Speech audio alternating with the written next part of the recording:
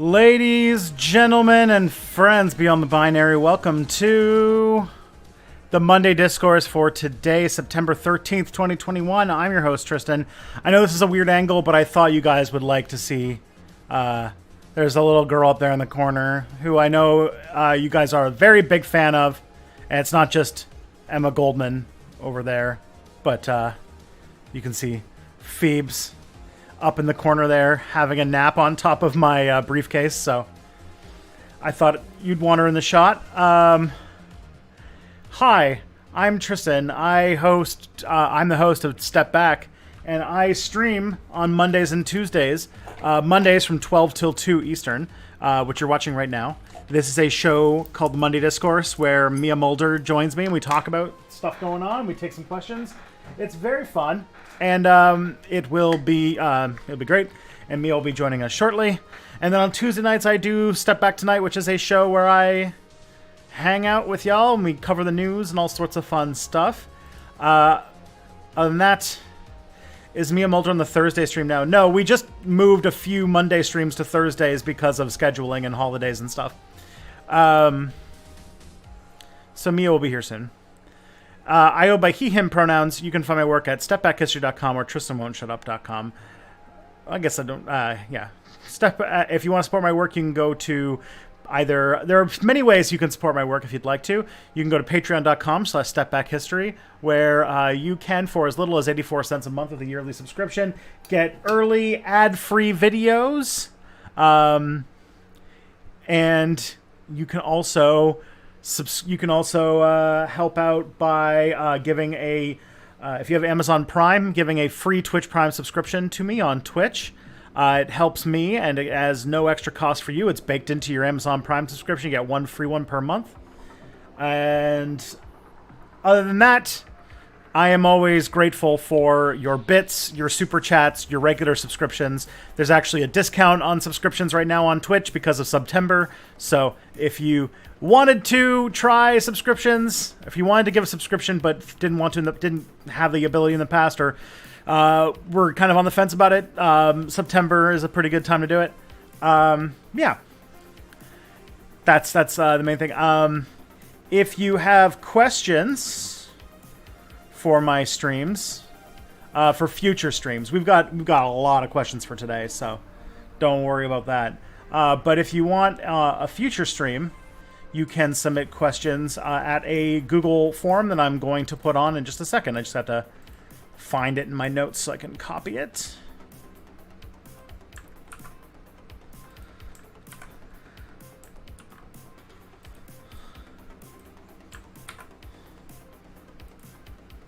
Okay.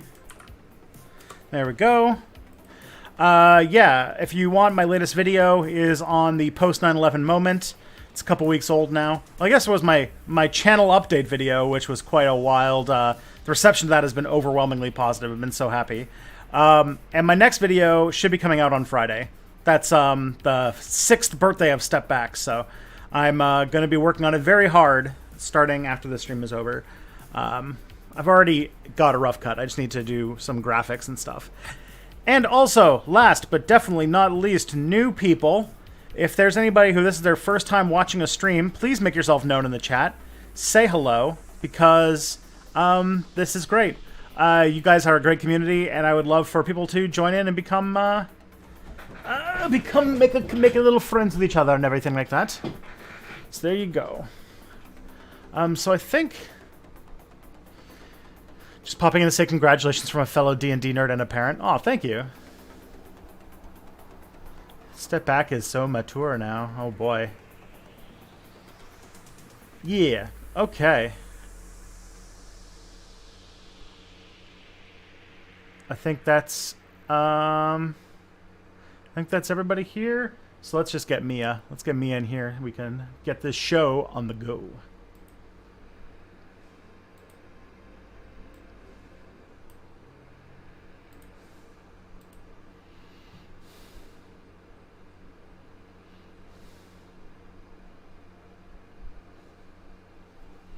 Hello? Hello. I never know if this is going to work or not. It's always something. How do you do? You can see me? Oh, Yeah. thank God. Yes, thank God. Jesus. Great. Hi. I'm doing great. Hello. I'm here. I've been fucking around with like cables and shit all day, so I don't know if like I even have internet or like if I'm online. I You might be delusional due to like moving mania. you're just connected to Discord through the Rainbow Bridge. Basically, yeah. Yeah. So yeah, welcome to the stream. Uh, please let all of these wonderful people in the chat know who you are. My name is Mia Mulder. I am a YouTuber who does stuff. I've heard someone describe me as John Oliver, but less funny, but somehow better. Can you explain to me how you discovered the So sriracha that's peanut what butter and honey this is the sandwich? last stream I'm actually doing with this background. So it's also why I made like that's why everything is a little messy because just because I'm moving. So next time we do the Monday Discourse, I'm gonna have a completely different background. Nice. I might too, actually, since I'm moving offices in the not too distant future. We'll see when that happens. My wife just got her new desk for her office, so we can convert this one into a what do they call it? A nursery. Mm-hmm. So this is gonna be a Babby is gonna live in here at some point. All I can hear in my head is just John Mulaney stand up a bit. It's like, Yeah, it turns could it out be a my nursery? my kid is also with Olivia Munn. It's a whole trick. And that's why I'm moving. Also, I'm actually moving in with Olivia Munn. It turns out this is the secret. Everybody got Olivia Munn pregnant. That's just, it's This kid is the alpha and omega. yeah, sort of like a Kwisatz Haderach type situation. Oh God. So I want to thank for a few subscribers. So thank you, King Cuggy, for resubscribing with Twitch Prime for 3 months. Thank you, and also Lugster resubscribed with Prime for 10 months, and asked can you explain how you discovered? Okay, I put a very cursed sandwich on Twitter that I actually love a lot, and now everyone's like, you must explain. This is cruelty. So it's the peanut butter, honey, and sriracha sandwich.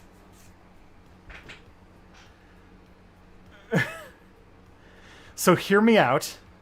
I discovered it via a recipe from someone's dad.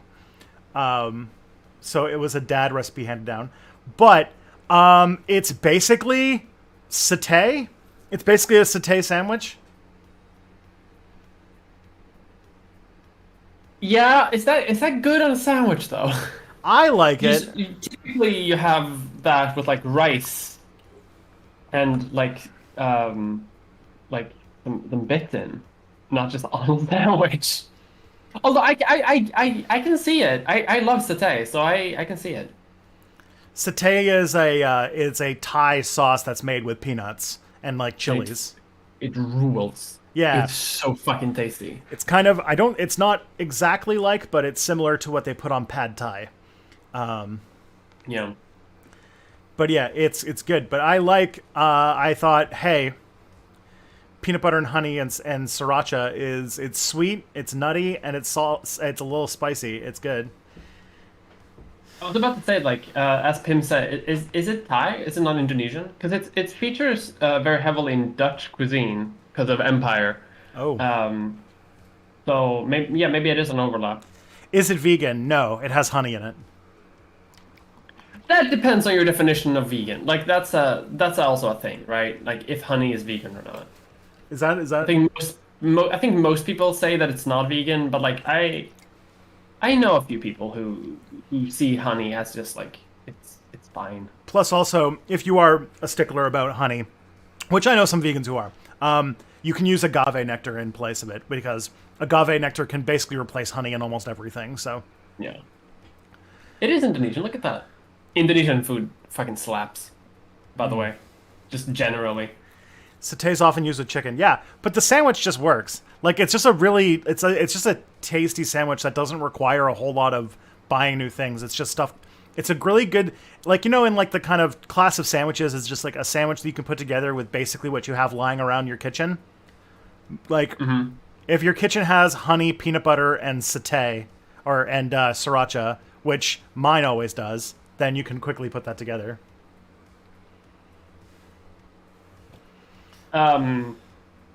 Live your truth, Tristan. I'm happy you're living your truth. Yes, please hear me out. I thought it was crazy, and then I tried it, and it was amazing. So, I don't know. This isn't like the weird thing on TikTok where they're trying to get everybody to put mustard on watermelon. That was cursed. That was legit cursed. Everything on TikTok is fucking cursed. I fucking hate TikTok. History TikTok is like the better version of history YouTube at this point. Remember when history YouTube was like cursed because it was full of Nazis and shit? Yeah, that's when I became a YouTuber. It was basically in 2015, so that was when that's what history YouTube was. That's what history TikTok is like now. Oh, fun! Like even the better ones are just like occasionally that'll just be like, hey, look at this cool badass. Oh, and he's a Nazi. Don't worry about it. I saw a comment today actually while I was looking at TikTok like in bed because I do that like in the morning just to waste time. Saw something about like an anti-occupation protest in Germany like in the 50s or something. And like half the comments were like pro-Nazi. Just stuff. Yeah, I had a similar situation.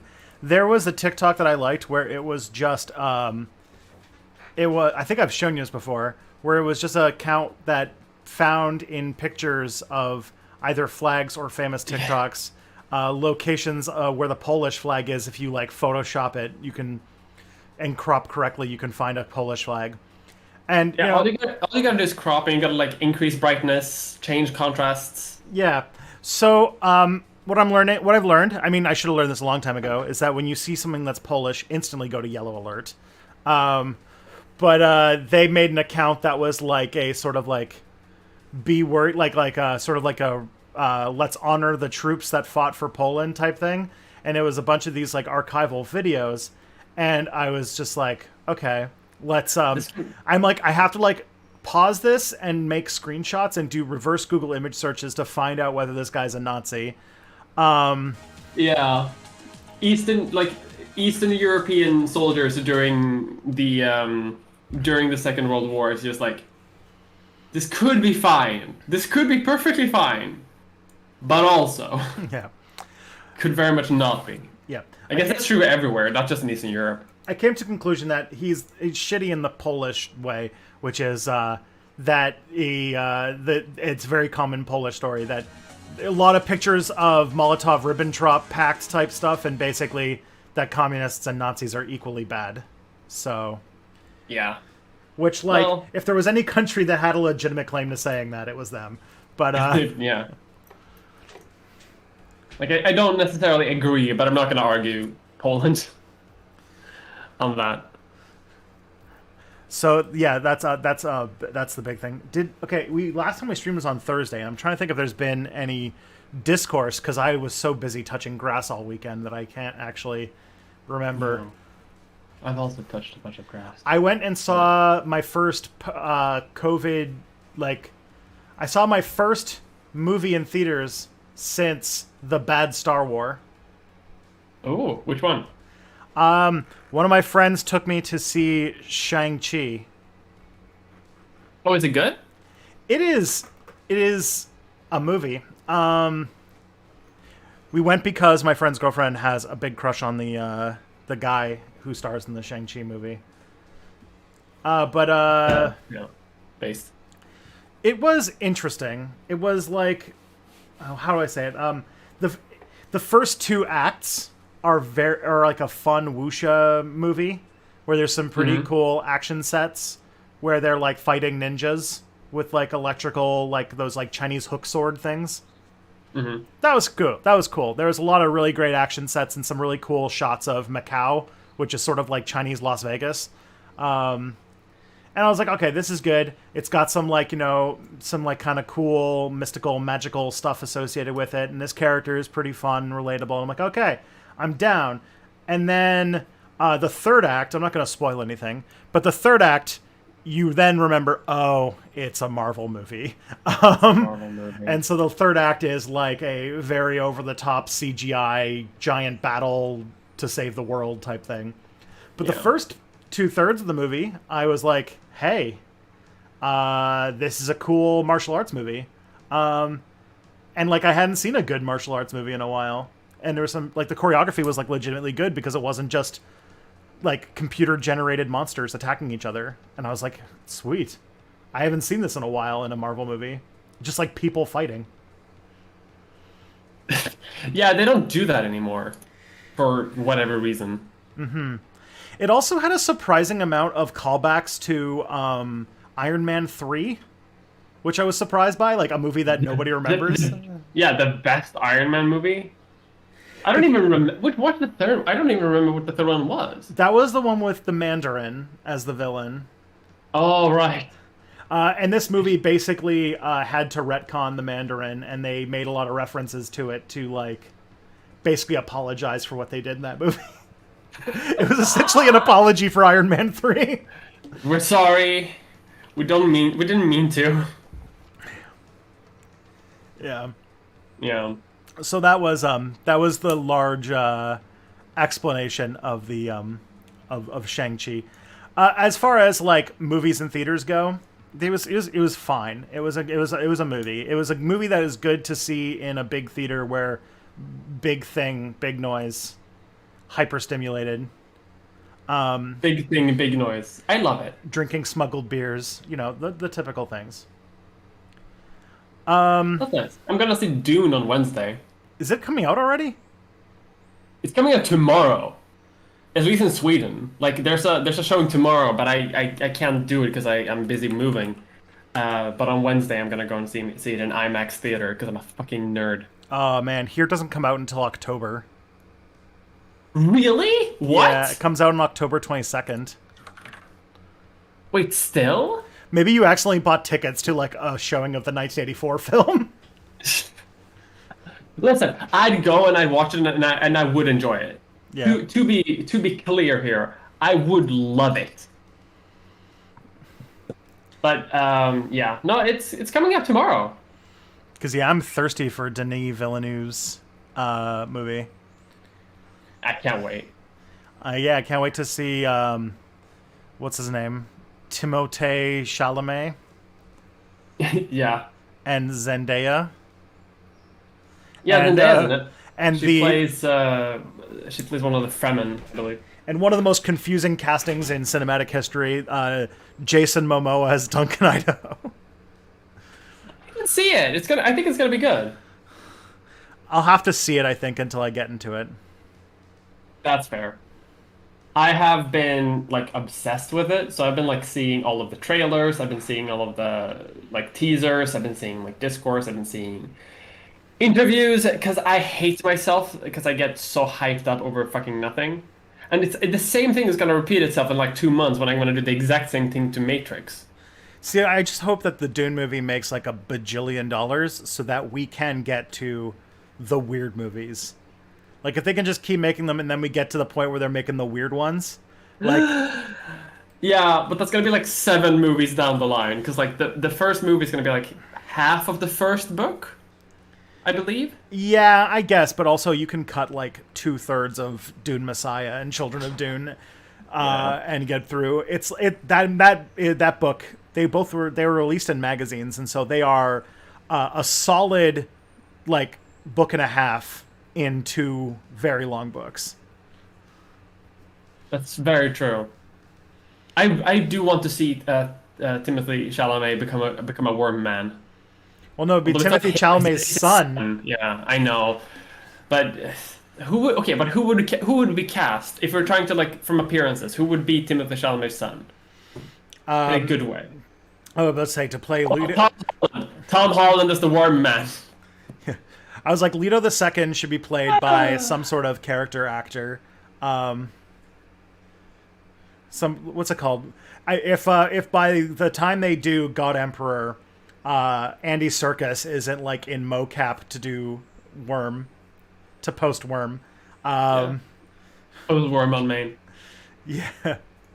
So that's gonna be fun. And yeah, then there's Matrix, and there's been a lot of Matrix discourse. It's been great. I love it. It's finally fun to actually have movies again. Yeah, and it's like movies I want to see, which is good. Oh, another thing it's not like 8 different Marvel movies, actually. Yeah, it's something different. I also do a thing every time I go to the movies where I give every movie a score based on how many trailers I saw that were not remakes, sequels, or basically that. Just remakes, sequels, or adaptations. That was it. Yeah. And normally, for a long time, the score was 1, but for the last couple years, it's been 0. And this movie was 0. Every single movie was a sequel, adaptation, or remake. Yeah. I thought for one there'd be a little bit, and then I'm like, oh, this is cool. It's some like gang movie, some like grimdark gang movie about Puerto Rico. And then it's like, then they started dancing, and I'm like, oh, it's West Side Story. God damn it. God damn it. Can't have shit. Yeah, it does seem like this is another thing that is like maybe going a bit under the radar, but Broadway musicals are being made into movies at like a unprecedented rate. Yeah, which means James Corden is coming back. We need to destroy New York. We need to. You know what makes me sad about James Corden is that he is one of the main characters in my favorite Doctor Who episode. No. Yes. But and it was like shortly before he moved to America and ruined America. What did James Corden do? He was the one who ruined America. See, James Corden isn't like doesn't seem like he's a bad dude. It's just he's really lame and everything he does is dumb. That's basically it. Like he's like the Milhouse of celebrities right now. Just nothing like he's not like it's not like he's a Chris Pratt who like donated to anti-gay charities or something. He just sucks. He just Apparently he's also just like an asshole behind the scenes. I did not know that. I just thought that he was just like aggressively not funny. I mean, I think that's the reason why people hate him, because there are tons of people who are like abusive and shitty behind the scenes, but don't get hated as much as James Corden. I think James Corden gets hated because one, he's an asshole, but he's also like as you say, like extraordinarily like a doofus. And so people can sort of like we can indulge in bullying James Corden because he deserves it. Like it's fine to bully him because he's a fucking doofus, as you say, a Milhouse. You gotta have seen the thing where they danced for the Cinderella movie in the street, and like he destroyed my eyes by humping into the camera. Dressed as a rat. Yeah, I saw it. It's cursed. It's cursed as shit. Yeah. Here's one that is a thing that I don't know if it's a new discourse, but holy shit, I did not know this was happening, and now that I know it's happening, I hate everything, and I hate every discourse this is going to spawn, which is that in about 11 days, they're releasing a film adaptation of Dear Evan Hansen. I've heard about this. So I don't actually know the original. I don't really know what it's all about. Okay. So please enlighten me about this drama. Okay. So Dear Evan Hansen is like, you know how every couple of years there's just like a new Broadway musical shows up and basically just wins every single Tony and everyone's talking about it for like years? Yeah, Hamilton, yeah. Yeah, well, Hamilton's an example of those, yeah. But this happens every so often, just one takes off. Dear Evan Hansen's one of them. And so here's how it was billed. It kind of came out during like the peak, like, let's talk about unaliving yourself and mental health stuff with like it was kind of like the time when like 13 Reasons Why first aired and like that kind of stuff. Like it's from that period of like 4 years ago. Mm-hmm. So they released it. So they made this and it's like supposed to be like, this is about mental health. This is about autism and like social awkwardness and like all this kind of stuff that's like really relatable. And so they released this Broadway musical and it won all the things. But here's the thing.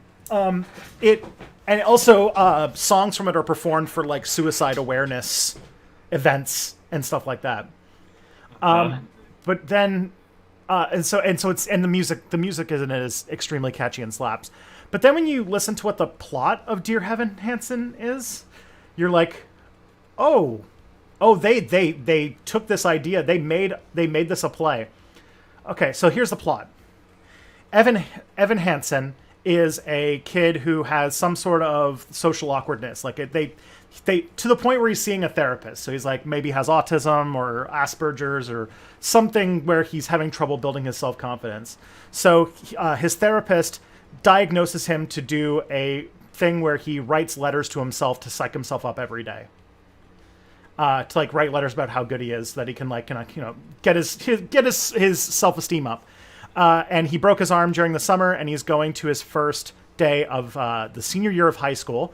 And the actor who's playing him in the movie is like 27 years old, and every other actor is like 19, so he looks like way older than everybody else. But what happens is that he meets this kid who signs his cast, and I guess he printed off one of these letters he wrote for himself, and the kid took it from the printer by accident. The kid that signed his cast.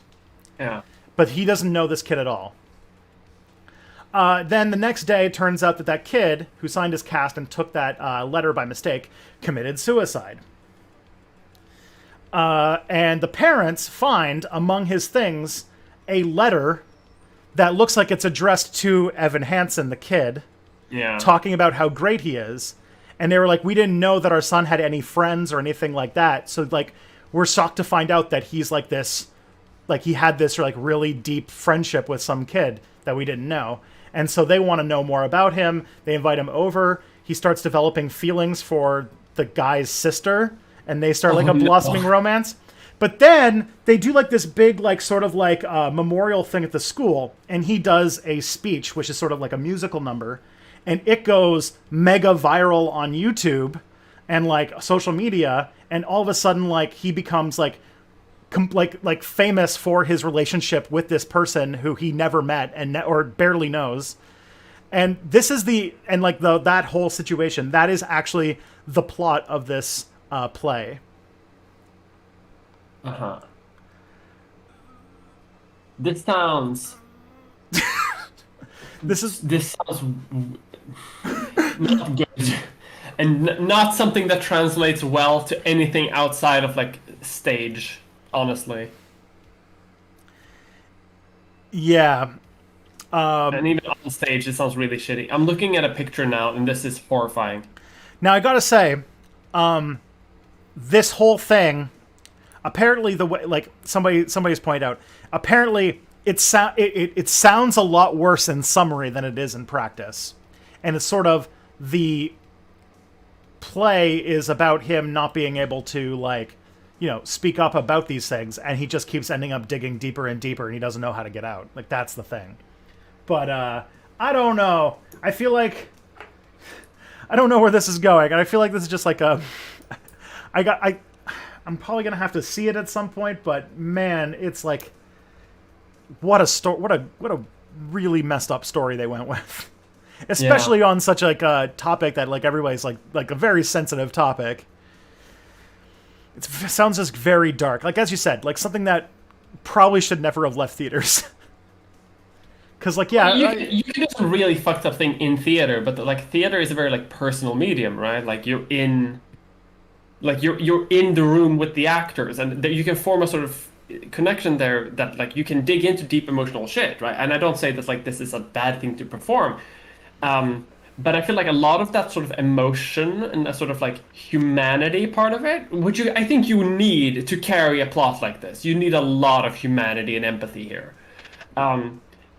I don't think that works at all on TV or like on film or like in any like non-personal interaction, because then you don't have that.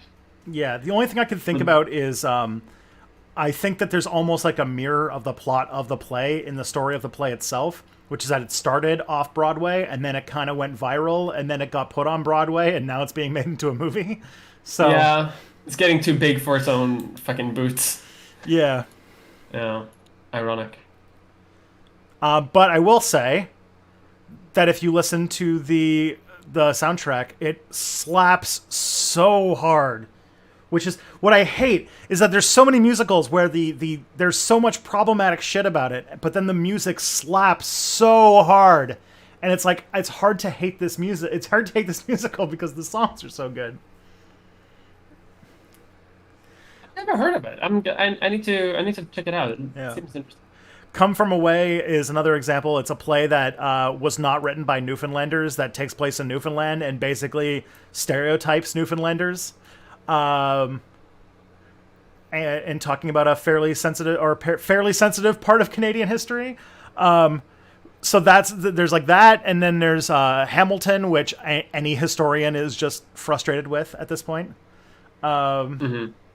What's next? Hamilton. Hamilton was already made into a movie, kinda.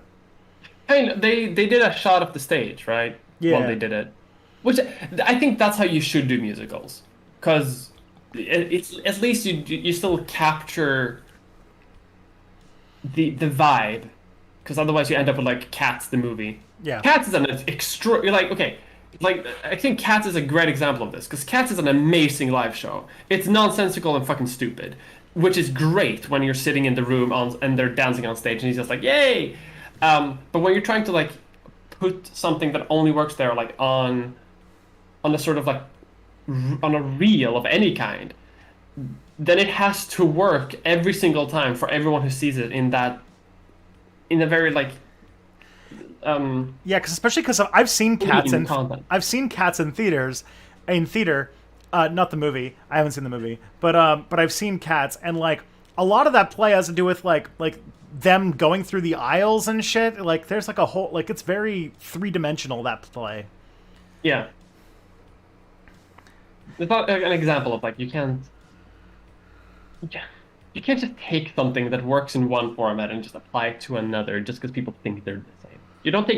You can't take a radio play and put it on TV either. It doesn't really work. Welcome to Night Vale would not work as a TV show, for example. You want to know one of my most controversial takes? Oh God, yes. I do not understand the appeal of Welcome to Night Vale. I have a lot of friends who don't get it. Like I know a lot. It makes a lot of people very entertained, but this is another Invader Zim where it's just like I don't get it. Yeah. If it doesn't like tickle your fancy, then it doesn't tickle your fancy. And really, I really like it, but I can't stick with it for more than like a few episodes. So, you know, I'm still surprised that they keep doing them. Although I have seen live shows of them too, and they're fucking great live. Sweet. Okay, so we do occasionally answer questions on this. According to legend. The old scrolls say this. It's true. So this is we got a handful of questions. You got some good ones too, and some ones that are specifically for you. Which is our first one, which is right to left. Where would you place the governments of Nordic nations politically?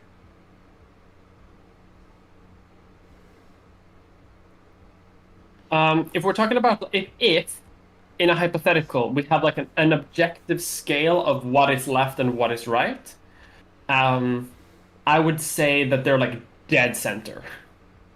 But I do think that like most other governments of the world are slightly more to the right, in the sense of like there are this sort of like unfettered support of capitalism as a system, and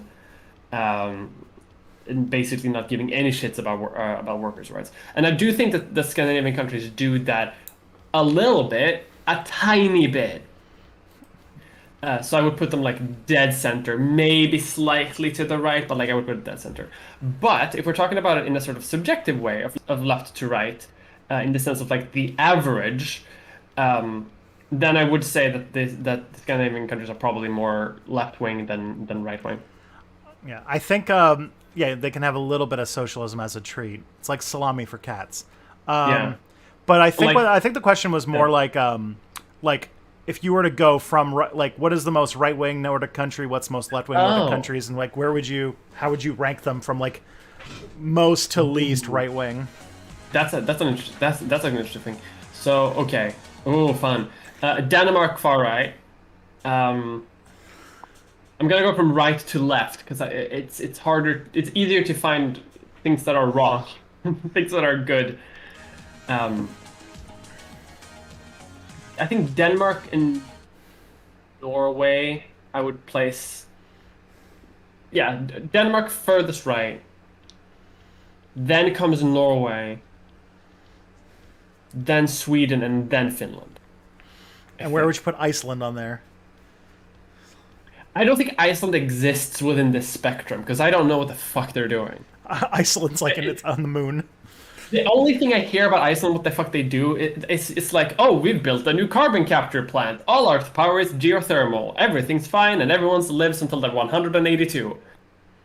Good for you. Oh, we have a volcano. Who wants to drink Coca-Cola and eat rotten shark meat? We don't have McDonald's. Like, okay. I don't think I don't think they're part of politics in that sense. I think they're still stuck in a sort of jarldom. They defeated politics. He won. I don't know what they are. I think they're pretty good. They're doing pretty good. If you ask me about Estonia, I have no fucking clue. I don't know what the Estonians are up to, like, at all.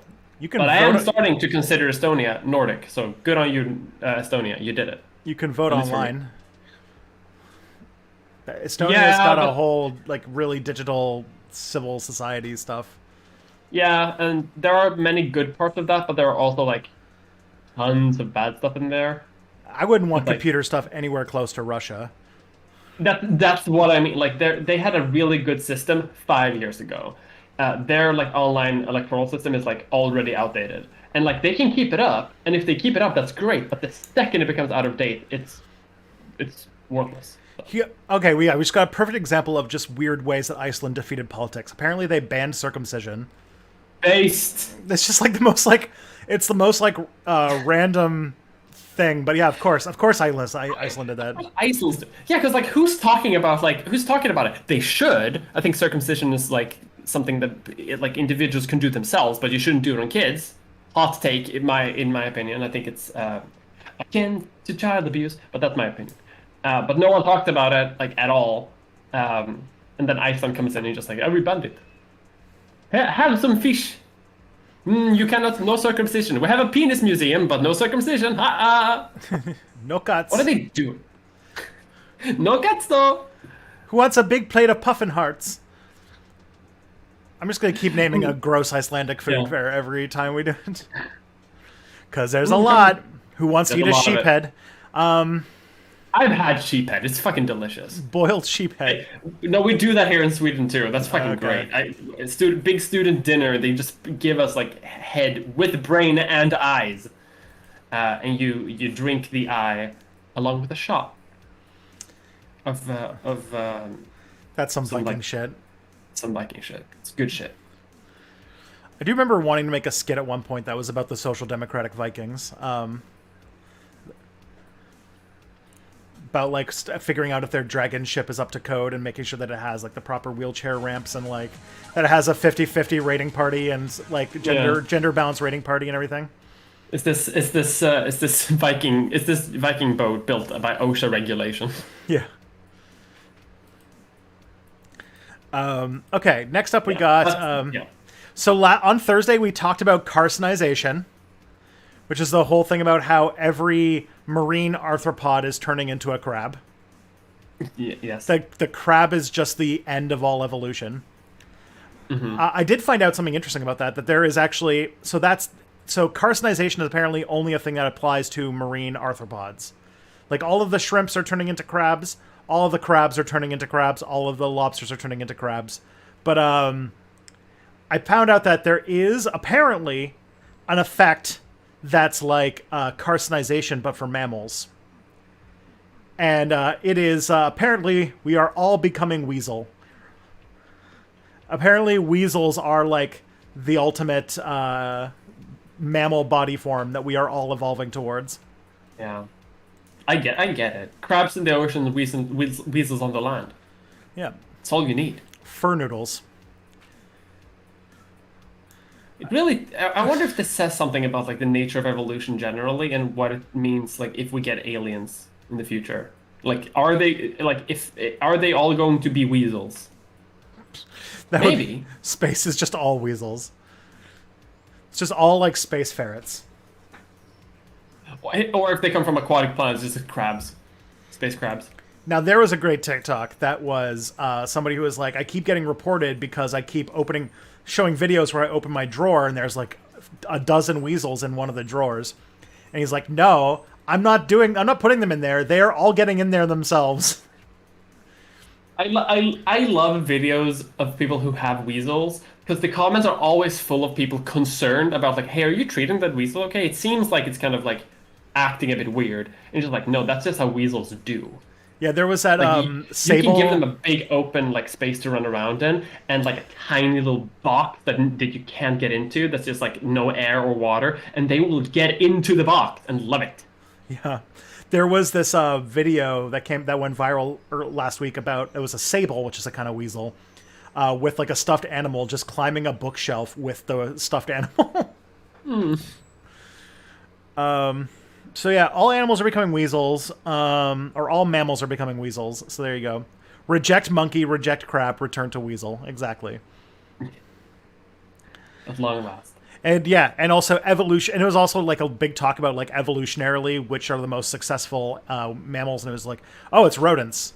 Rodents are by far the most successful mammals evolutionarily. Yeah. There are more mice than there are humans by like a huge number.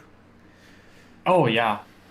Oh, like, for sure. People sometimes think that like in fiction when you open like the subways, like you turn on a light in the subway in a city, for example, and it just floods out thousands of rats. That's like exaggerated for dramatic effect, but it's really not.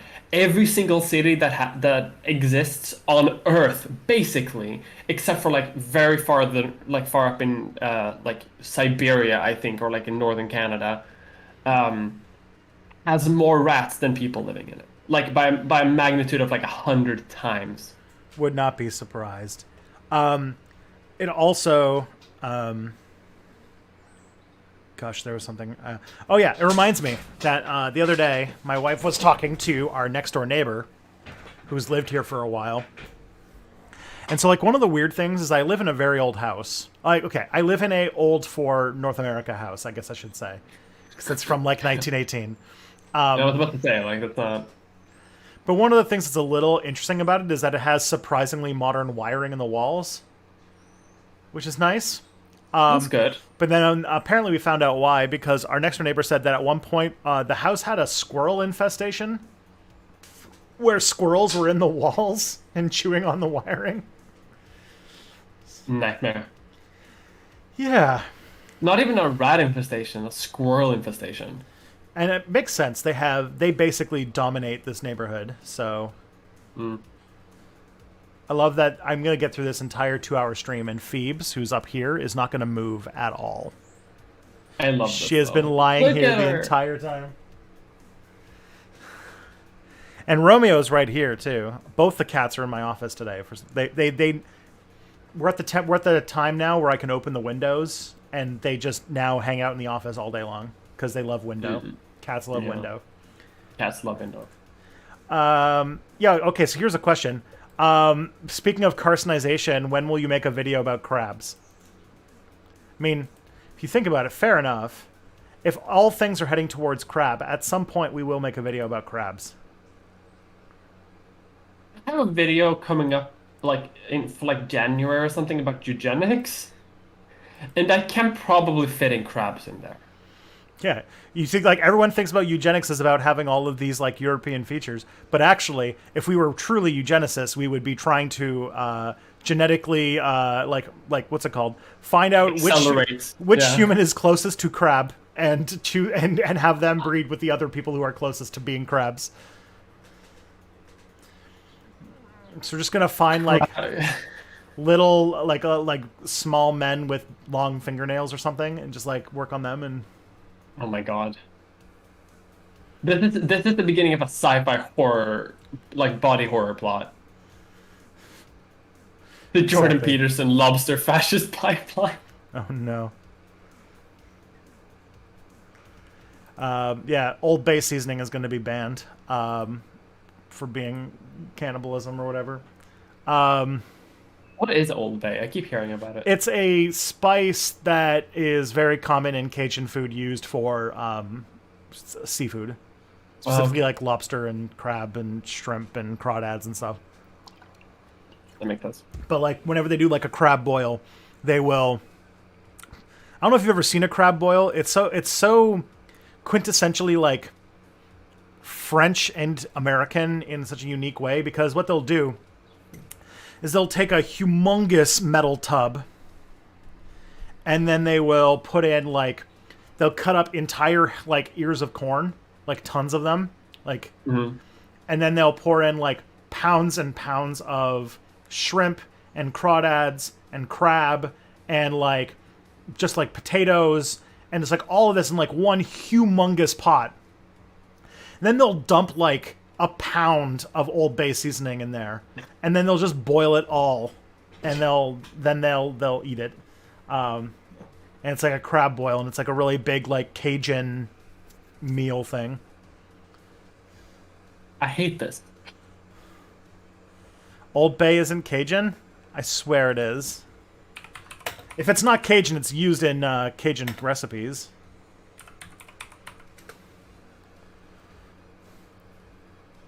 Yeah. Oh, yeah. Generally created in Baltimore. Of course. Sure. It's very popular in the mid-Atlantic states, southern states, and the Gulf Coast. And the Gulf Coast is like Cajun country, right? Like Louisiana. Yeah, Louisiana is basically where yeah. Yeah. I only know this because I play Victoria 2, and in Victoria 2, if you play your cards right as France, you can conquer back Louisiana and have Cajun as like an accepted culture in the region. Okay, yeah, everyone's giving me shit because apparently this is wrong, and I'm like, I've touched on some like extremely like angry regional difference that people are very, very up in arms about. So, Old Bay is what you use to make fish not taste like fish. Okay. Early in the history, Subway used Old Bay when mixing seafood and crab salad. When the fuck did Subway have seafood salad? There was a point, maybe this isn't a thing in Europe, but Subway, there was a point in North America where lobster got really cheap for a few years, and they started doing lobster rolls and stuff like that. So, they do, yeah. Everything I'm reading about Old Bay is the worst. Yeah. I can't wait to try it. All right, next question we got here is from our non-Dutch Dutch. Okay. So, Orange Man. How should the internet deal with the fact that a lot of early web places, including many sources of memes and games, had or have some fascist tendencies? For example, I see many people have nostalgia towards Newgrounds, but since I never went there as a kid, my memories of it are people posting anti-feminist games. Oh boy. Yeah. I remember that there was a lot... What's it called? People, like, misogyny was just so normalized until, like a year ago. I mean, you say that, and I feel like that's something that keeps being said every year. That is true. Like, I remember like feminist frequency thing when that became like a huge outcry thing, and after that, people were like, okay, now we're done. And then it took like 2 years, and then we had like the Me Too movement. And it's like, okay, now misogyny is no longer accepted. But we keep sliding back into this bullshit. I think the way you deal with it is by praising God that we moved on. Yeah, and if you we have gone better. If you have to restore it, then do the thing that they did with the racist cartoons. Put a disclaimer. Yeah, reminds me. I think that would be acceptable. Like, people are gonna have to do that about our time too. Yeah, reminds me of a thing that Kelly and I tried to rewatch, Parks and Recreation, and oh boy, did that show not age well. We had to stop watching it because, like, we got to an episode where I shit you not, this was in a show that I legitimately enjoyed at the time. Mm-hmm. Where the episode, first of all, it stars Chris Pratt, which is a problem. But this episode featured a scene where they made casual jokes about police brutality in a scene between a police officer played by Louis C.K. was arresting the character Tom Haverford played by Aziz Ansari. Come on. And you're like, oh, fucking Christ. And also, Aziz Ansari's character is literally played up as, like, he's a pervert. Isn't that funny? Like, he's a creepy pervert. Isn't that hilarious?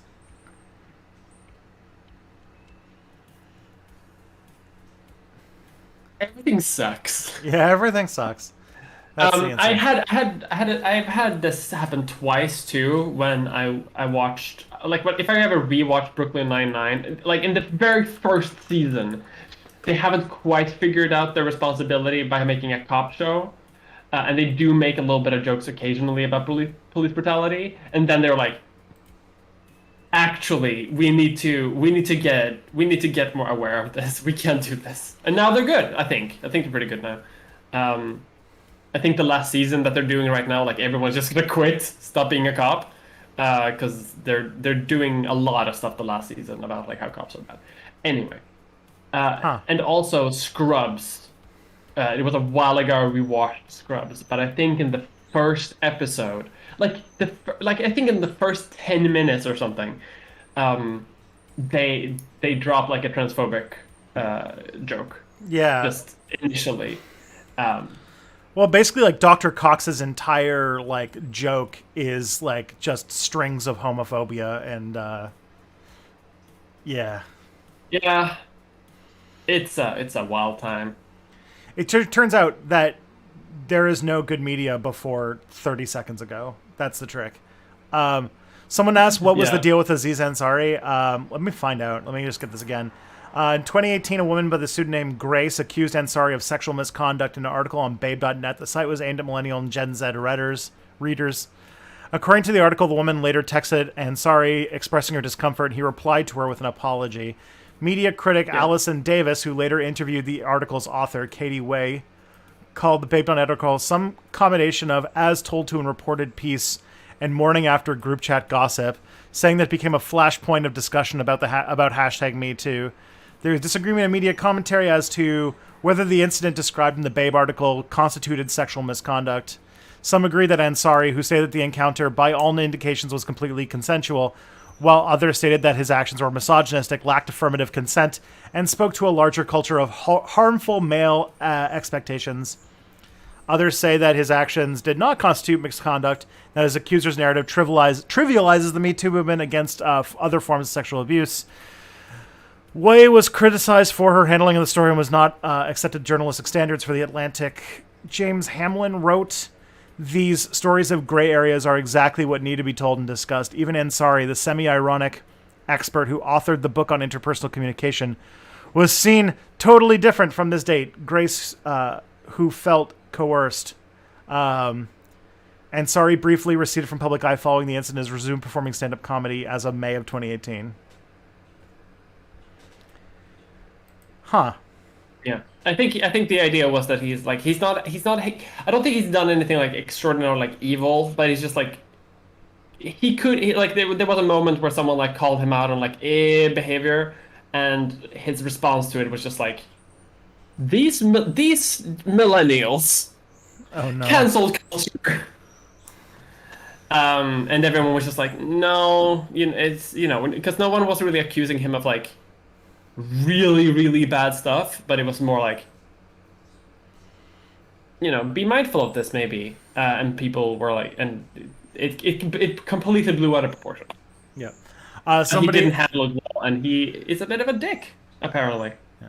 Somebody did point out that there is some good content that existed before 30 seconds ago, and it is the acting in the Red Alert series, which is true. There is nothing problematic about anything that happened in Red Alert. God. Red Alert is the least problematic thing to ever exist. I can't believe I'm gonna say this actually. I love Red Alert so much. I love Red Alert 1, 2, and 3 up until the very end of every single campaign.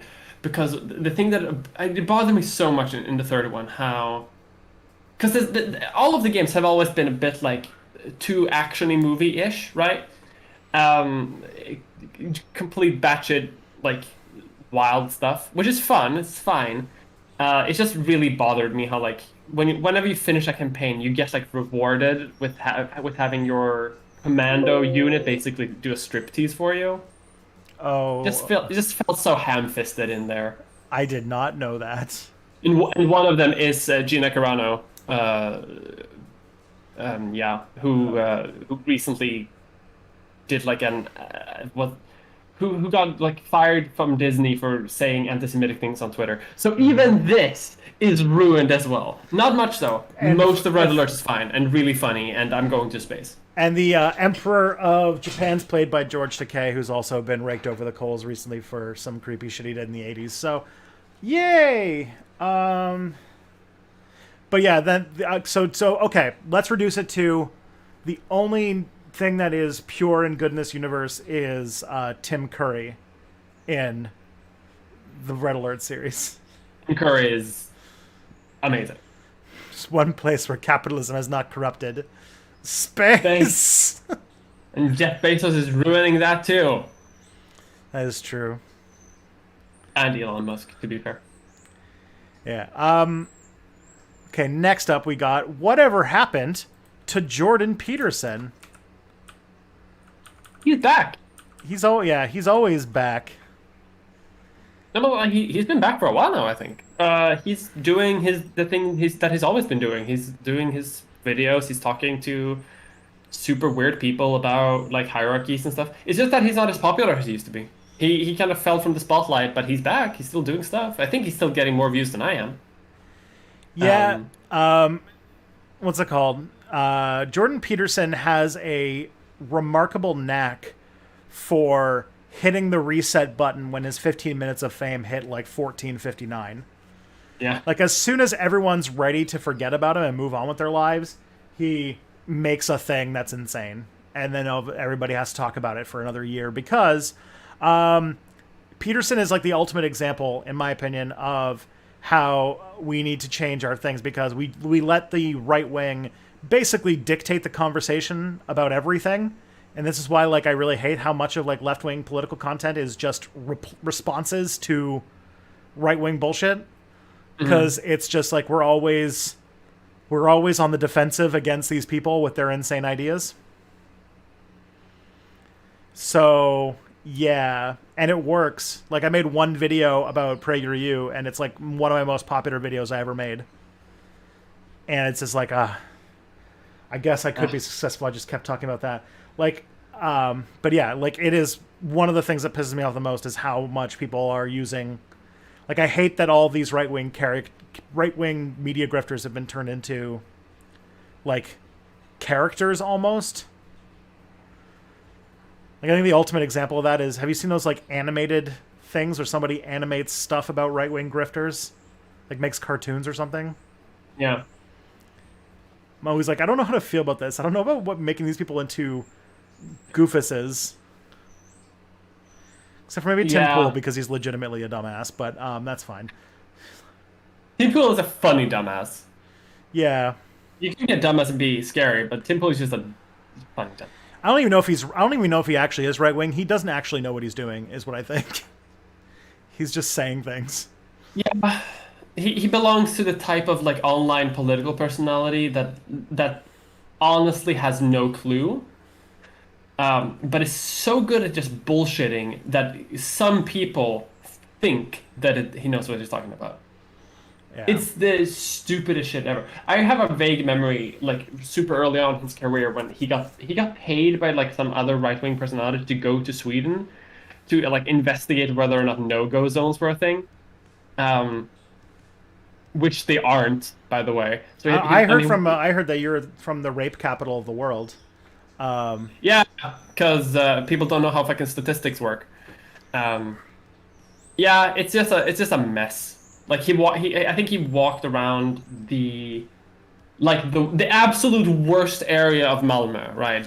That is like the worst. Like flaunting very expensive camera with no security, like, and basically asking for trouble, like walking up to people who are like obviously doing drug deals and shit, being like, "Hey, hello. what's your opinion on me being here, for example? And he's just like really just being an ass. And then being chased out, meaning he got scared by someone like talking back to him a little bit. Fun. Yeah, just Very fun. I don't know how I feel, but what I feel is definitely not good about how we have completely molded our conversation about responding to these people. And it's like, oh man, we're never going to get like, you know, workplace democracy if we have to keep making videos about why women are humans, women are people or whatever. Yeah, I think that's just part of why I'm trying, at least in my case, to sort of shift my content a little bit more towards like generalized things, such as like puberty blockers or beauty industry or like uh, things of that nature. I did make one video about what three words, but I feel like that's okay because no one was talking about that app, and I fucking hate that app. I hate it. Oh, apparently he walked around in front of a police car on a standard patrol and pretended it was following him. God, isn't that a metaphor for the right wing's persecution complex? Yeah. Okay, next up we got, what are your thoughts on gun reform and the need for revolution? While I do believe revolution will be necessary, the idea that guns in the US must be unregulated for that to happen is purely wrong, and worse than the current conversation about gun problems in the US. Yeah. Yeah. That's a good answer to that. Yeah, the gun conversation in America is completely fucked in every possible way, and it's because essentially the two interest groups at play are one, a group of people who are basically buying whole cloth the outputs of an organization that is essentially a trade lobbying group for firearm manufacturers, which means that they have absolutely no, like, their interest is to prevent any and all attempts to even put responsible restrictions on, like, owning insane gun things. And then the other side of the argument is dominated by people who have never touched a gun in their life and live in cities and have no idea what they are or what they do or how to use them. Yeah. And it has resulted in America, which America never has any nuance about any conversation ever. So it's between no restrictions on any guns, I should be able to have napalm and a flamethrower for no reason, and people who are like, all guns should be illegal, and that makes sense somehow in a country where wolves exist and stuff. And it's like, nobody is having a conversation between those 2 points, and it sucks. Yeah. Yeah, I think my opinion on this is just like, I think you can't really get around any of these issues while so much power is, as you mentioned initially, like in the hands of gun manufacturers, right? Like nothing can really be done because so many politicians are just like bought by them, basically. And the NRA has also done a very impressive and extremely like decades-long propaganda effort to create a political issue out of this. Like, that's the thing, is like a lot of Americans don't realize that a lot of like their most highly charged political issues are manufactured, like the abortion issue, which used to be just a fringe thing that only Catholics got worked up about, is like now threatening to take away a significant amount of people's rights in the United States. And it's just like, yeah, like, and it was just pushed by the religious right, who needed a new issue when they realized they weren't winning on trying to stop the desegregation of schools. Yeah. And the NRA is also like extraordinarily dedicated, right? Like people, I keep hearing people who like work in U.S. government talking about like how whenever there's a gun rights issue like debate coming up, the vast majority of calls that are from people who are like pro gun, basically. Just because like these are people who they will call their congressman, like 100%, like, and every single one of them will do it, and they'll do it repeatedly over and over and over again. Whereas sort of the anti-gun part doesn't like I hate to say it, like people, but going to a protest once or twice does not compare to calling your congressperson 8 times a day for 2 weeks. Because your congressman doesn't care about the protest, but does care about getting you to stop calling their phone. It sucks that, Yeah. that's the reality of like political activism today, but that's sort of how it is. It really sucks that like the right is so well organized and they're so good at like putting aside their doctrinal differences to come together on issues they care about, and Yeah, when they set their mind to a political project they can spend decades working on it and they get shit done, and their projects are always to take away people's rights, and that's awful. When for us, yeah, like when the left try to do things, they fight about anything that would make anything marginally better for anyone because they're not like, this person's good, but they're not perfect, therefore they're bad. And then we fight each other endlessly. And then after the election's over, when that person's going to Congress or whatever, we then just disappear. We don't do anything. We don't pressure anybody. We don't call. We don't do things. We just yeah. we just go to like a few flashy protests that the government have learned a long time ago that they can just ignore, and they disappear after a while. Yeah. On the question of revolution, though, I do think that it's important to also mention that, like, even no matter how armed the left gets, it will not be able to outarm the right as it currently is, in terms of revolution, arming, right? And also, that's just talking about like right-wing people. If we're talking about like doing revolution against the government, like there's no type of arming that will work against that. Revolutions typically do need weapons, right? But it's not the type of weapons that you get for like personal use. It's like howitzers, like airplanes, tanks. Like that stuff is kind of hard to get a hold of, even with the most lax gun laws. Like you're not gonna get like mortars, like super easily. Like, and that's the kind of weaponry that people need for revolutions. And it's also why revolutions are, especially today, extraordinarily bloody and violent. So, you know, it's good to be aware of that. Yeah, a lot of revolutions are also asymmetric, long-term wars of attrition. That, yeah, like revolution. There, like I am an anarchist. I'm a socialist. I know that there's going to be periods where revolution might be necessary in the situations, but they're kind of like an opportunity thing, like when a country is falling apart at the end of World War One, for example, or Yeah. like there are moments where the opening comes for it, and it's usually a time when the state is in a form of collapse of its own. But Yeah, like, the entire army is off fighting the Russians, for yeah, example, or and the Germans. and a lot of times, online, a lot of like armchair 1917 revolutionaries are using we need to wait for revolution as an excuse to not get involved in anything else that'll help people's lives today. Like it's like this kind of like, it's almost messianic, like believing that they're waiting for the end times when the revolution TM comes. And that's why I don't have to, do food not bombs. That's why I don't have to support left-wing candidates in electoralism. That's why I don't have to go to the protest.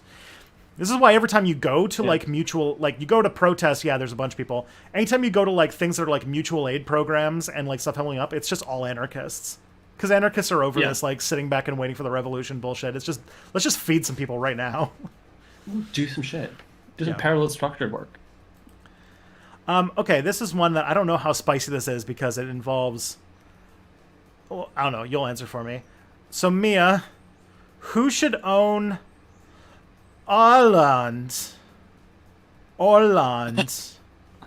Åland. I don't know. I don't know. What is the sound that makes? It's an A with an O over top of it. That's Åland. Åland? Oh. So who should own it? The people who live there should own it, which they do currently. I'm fine with the current situation. A quick history lesson.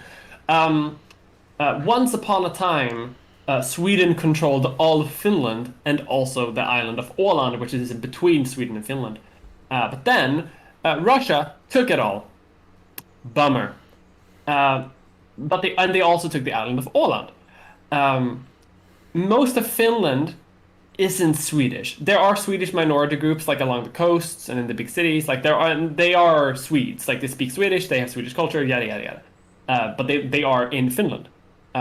But the island of Åland is majority Swedish. It's basically a Swedish island. They speak Swedish. They have autonomy for Swedish. They have Swedish politicians. They have Swedish politics that are modeled after Swedish politics. But they are an autonomous zone of Finland.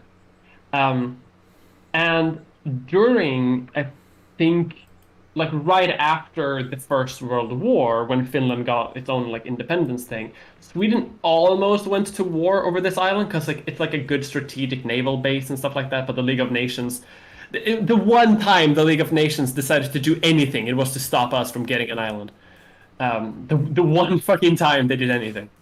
Containing Sweden, that makes sense. Containing the vast imperial power of Sweden. But the compromise that they reached was that they have autonomy. Like they're still a part of Finland. Finland like takes care of like their foreign policy and defense and stuff like that. But the island gets to like rule itself, which is pretty nice. Well, like the archipelago, I guess, because it's more archipelago, which is nice. I haven't been there, but it's seems like a very fun country. Alrighty. Well, like a region or something. Like there was, I think during the Second World War, right before the Second World War, there was like a local ambition to sort of like, yeah, we're autonomous now, but we're gonna rejoin Sweden eventually, right? Then the Soviets and Finland had a little bit of a spat, and the Soviets, I believe, did a little bit of a shelling on the island like once or twice. Sweden did nothing to help. So the people but the Finns helped the island, right? Because they're in charge of it. So the people were like, oh well, Sweden isn't helping us, but the Finns are, so we're gonna stay with them. We're still Swedish. We're gonna have like Swedish autonomy and stuff like that, but we're gonna stick with them. It's fun to see the like remains of the Swedish Empire throughout the Baltic, because I've also been to Estonia, and they also have like a Swedish minority there, because it used to also be part of the empire. I could speak Swedish in the capital of Estonia, just to people generally, like shop clerks. Yeah, is that and that's because like it's like the legacy, but also the fact that I don't know, like every European I know seems to know like 4 languages. Probably, yeah. Especially like in Finland and Estonia, like learning Swedish, I think is more common there. I think Finns learn Swedish a lot just because it's like the biggest minority language. Mm-hmm. I mean, yeah. You're speaking to me in your second language right now, so. Yes. I don't even know. How many you got? How many you got on your belt? I only got 2. Like, I have a little bit of Dutch, I have a tiny bit of French, but it's not enough to be conversational in anyone. I can understand when my dad or my family speaks Dutch, but I think that's more just being used to it. Okay. Solid. I'm trying to pick up a few more. I feel like that's a new hobby I'm going to get into. I'm trying to learn Romanian right now, because I can. But the only word I know offhand is băiat. Which means boy. Thank you, Duolingo. Half a year of studies. Yeah, I don't know how to feel about Duolingo. I have a feeling that it's like a lot of busy work that doesn't teach you all that much. But I don't know. I'll have to give it a try. Because like what's it called? The 2 people who I hang out with the most now are fluent Hindi and Mandarin speakers, and I'm like, I should probably be learning these languages. I feel like if you stick with it long enough, I do think that you can learn something. Because I tried to learn Chinese for like a year, and by the end of that year, like I was pretty good. I don't know shit anymore, but yeah. Duolingo is like a thing where like it's good for maintenance, but to really learn a language, you have to have conversations with fluent speakers. And keep it going, because like I can already tell that like, because like my one of the things I really want to do is reinvigorate the French Canadian culture in my son when he's born, and I have to learn French, or I know French, but I haven't spoken it in like 8 years regularly, Yeah. and so I have to like really brush up on my own French so that I can like bring, because I'm trying to like reawaken a dead ethnicity in my family line, and so I'm just like, okay, gotta do this. But like I realize that like I can feel it going away as I don't use it. Yeah. That's what happens. You know, if you don't speak a language, it just goes away. All right, let's see, what's we got here. So Mia, last week, this was on September 1st, so it was a bit more than a week ago now. You said in some ways trans people were better off in 2003. To what extent is that? Because trans people were viewed with a lot more indifference back then. Like today, there's a lot of cis people who either openly support trans people or openly hate them. Is it better to have people view your identity with indifference rather than be polarized about it?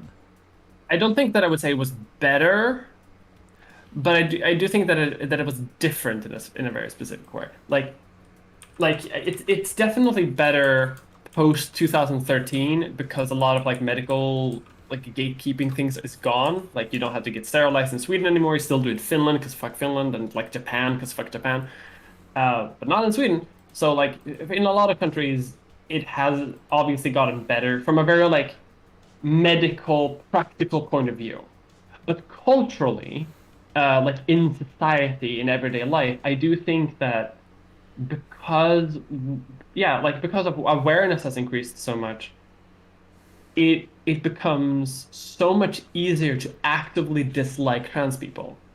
When I started my transition in 2012, like fucking no one had ever heard of trans people. Like no one knew anything about it. Like if maybe someone knew like, oh, like a joke in the sitcom, and then they're like, well, that's obviously a joke. Cool to meet a real person. And that was basically it. Like no one knew anything. But now we partly have like some celebrities who are shitty, who happen to be trans, like Caitlyn Jenner or Blair White, who some people know about, or there various like groups have formed around a sort of active distrust or active hatred of trans people as a wedge issue to sort of like get through to other LGBT people generally. Because they think that they can sort of like, it's easier to get a society to sort of stigmatize trans people specifically than to get them to like distrust LGBT people generally. And they do that because they lost the war against gay marriage, so now they're shifting to trans people. So in that sense, it's different because like I could exist in society in a way that I can't really do anymore. Is Blair White a real celebrity? For people who are involved in trans issues, she definitely is. When I talked to when I worked in local government for LGBT education, the people that they knew about, like we're talking about like boomer government workers, right? Like government clerks who have like very normal government jobs. They knew about Caitlyn Jenner, and if they had done any type of Googling or any type of knowledge, the first result that they got was always Blair White. Or Buck Angel, which is much better. So like people like these people hit mainstream views a lot better than people than people think. They really penetrate the mainstream consciousness. I'm surprised that she comes up before Laverne Cox. Laverne Cox comes up too, but Laverne isn't, in the minds of these people, they don't see her as a trans person specifically. They see her as an actor who happens to be trans. And that's also something that's kind of new, right? Like they see Laverne and they go like, yeah, Laverne exists. Cool. But Caitlyn Jenner is like the trans woman. Blair White is like the YouTube trans personality. Buck Angel is like the transsexual like man. Like they are much more defined by their transness. so that when people think about transness, that's what comes up first. If they think about transness specifically, especially if they've been taught to hate or like to distrust or like trans people generally, they think of the trans before the person. So somehow these people come up first, even though it's fucked up, but that's how it is. Yeah, it kind of reminds me of a period, and maybe like there's a really great book I've talked about. I made a video about this called "Gay New York," which is about how like in the 1920s. Thank you for the subscription, Duke of Fall, by the way. There was a time in the 1920s where the gay people had no rights. They weren't allowed to do any of the things that they have legal rights to today. No marriage. Mm-hmm. They weren't even allowed to technically having sex was illegal for them. But the thing is, people didn't care all that much. They weren't really paying attention to them. So and they could bribe police officers back then. So they just kind of existed in their own kind of underground communities. And there was a lot of places where like publications and stuff were like open secrets. And they didn't didn't draw a lot of attention. But then in the 30s, they sort of had a backlash against that. And there was more of a moral crusade. And like today, these people have objectively more legal rights. Yes. Mm-hmm. But also they've become, well, not as much today anymore, but they've become like a political wedge issue, as you said. Yeah. When like in the past there was maybe even going back maybe to like the 1970s or 80s where there were spaces they could exist in where like by and large society just kind of ignored them. Yeah. And then they decided to have a moral crusade about it. Yeah. I think, and the consequence of this is like, there are barely any gay bars like left in Stockholm. There's definitely no like trans like specific spaces either. Just gay bars. Distrust them. As far as I know, gay bars have had to suffer the issue that a lot of like straight women go there to get away from straight men. So.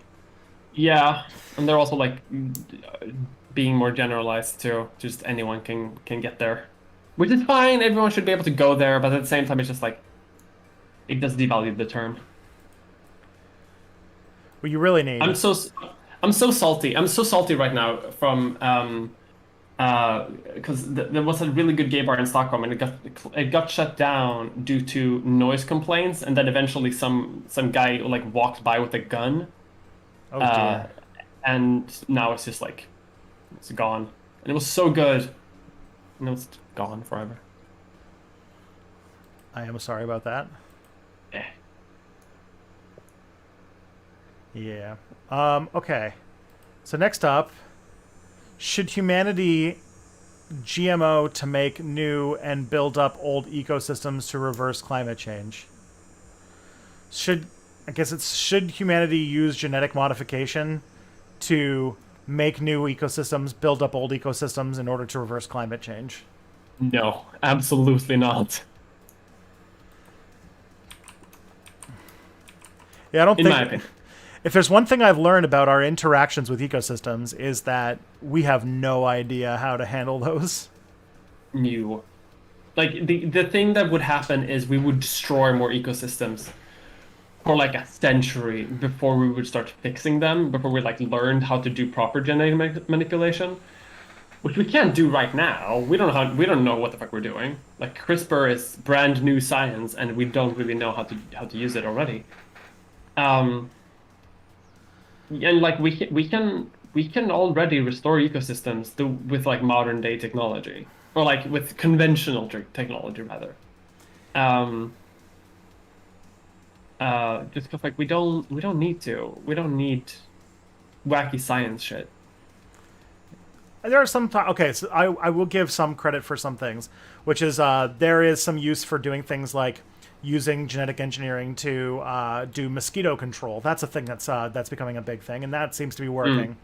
Another case that I could see this working is making a genetically modified bacteria to clean up like toxic waste areas. That seems like a thing that we could use. Even things like, but like the things where things get a little like troublesome to me is like, okay, are we ready to do like, let's genetically modify wheat that, or some sort of grass that survives with very little water so that it will proliferate in the desert? And it's like, okay, you could destroy an entire ecosystem with that. Yeah.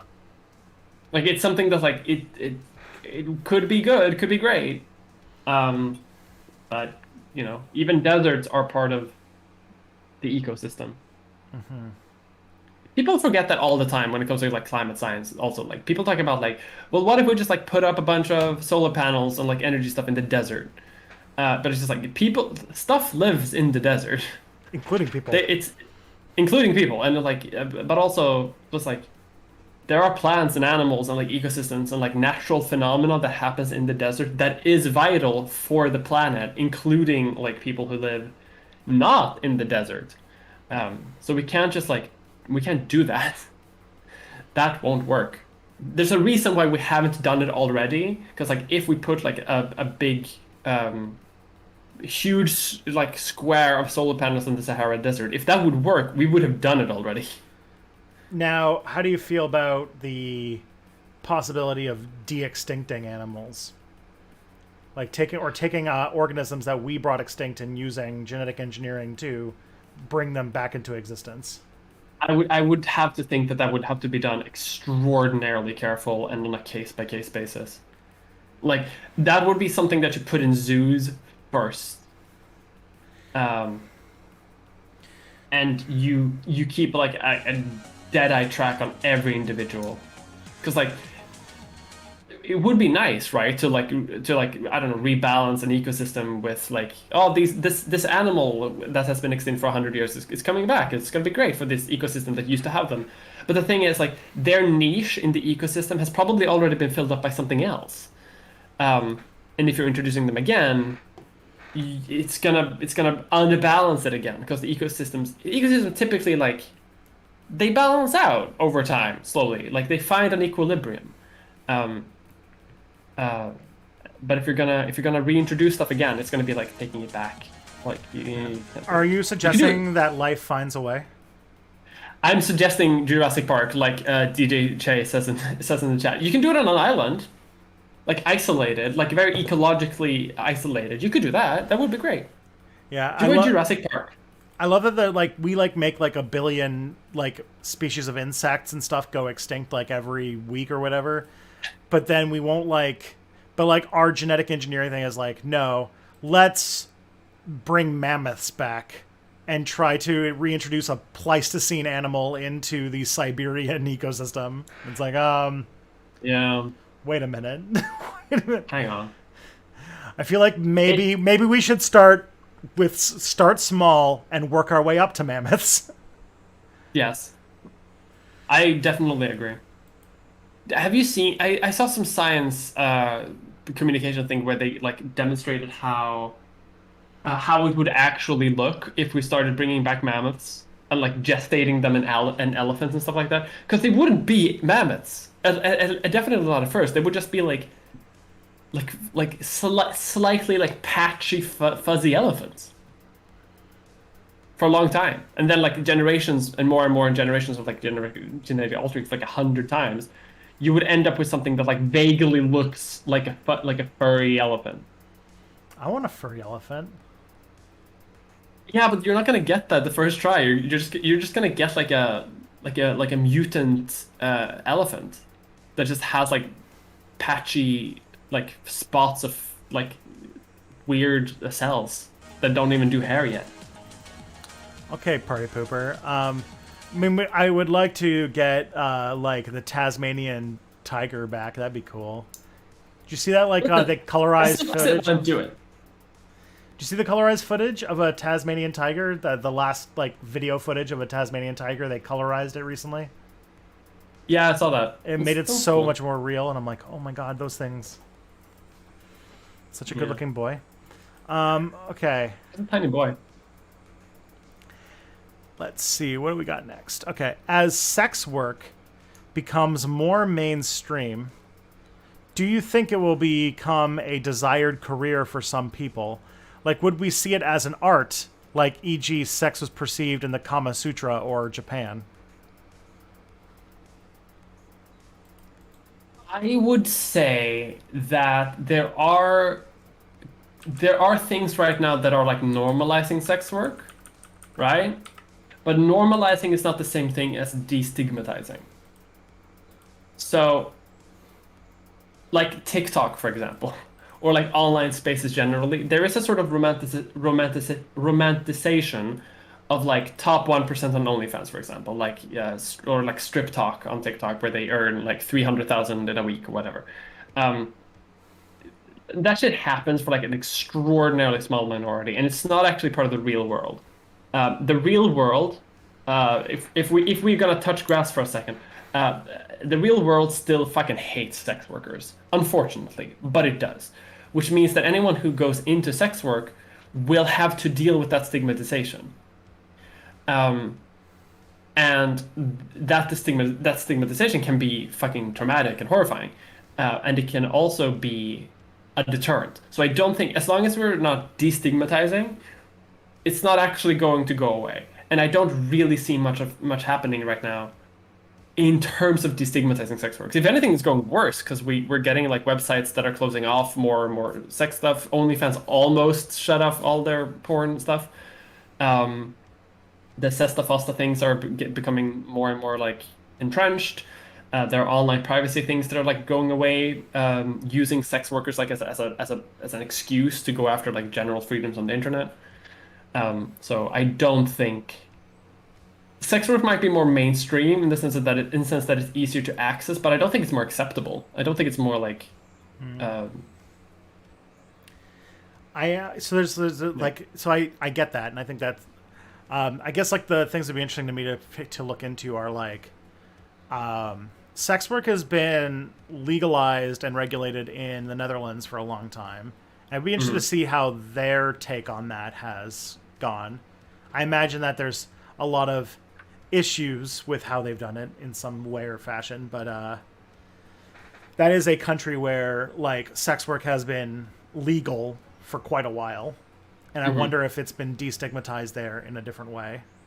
I do know that sex work has been, to some degree, although not as much as would be necessary, destigmatized in Japan.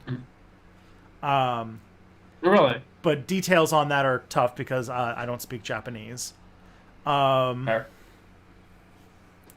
But like, yeah, like if we were to get ourselves into a like hypothetical universe where we have completely destigmatized sex work, would it change its the way that we do it, or the way that we think about it? Yes, because a lot of our like associations with sex work are more associations with its criminality or its criminalization than it is with the actual business itself. So that would be my take on that. Like, it's sort of like how like a lot of like the dangers of like a lot of drug cultures is more based around its criminalization than the actual thing itself. Like, oh man, these drugs are unsafe. They might have fentanyl laced in them. And it's like, yeah, that's because they're illegal and people are messing with it because you buy it on an unregulated black market. Yeah. Or like, if you buy cannabis, you're supporting organized crime because you can't like they ban the business, and it's like, okay, yeah. Japan is just very weird. It's by no means left a utopia. Yeah, I didn't say it was. Oh no, Japan is like very conservative in terms of like its legislature as well. And then someone did ask, like, could you do a PhD in film about pornography? And I was just saying, 100% guaranteed someone has. There is like I knew at least one porn researcher at my university, and it wasn't even in my department, but like I did a American Studies master's, and one of the women in my program did her master's thesis on a literature study of Playboy magazine. So, like, yeah, it's that it already happens.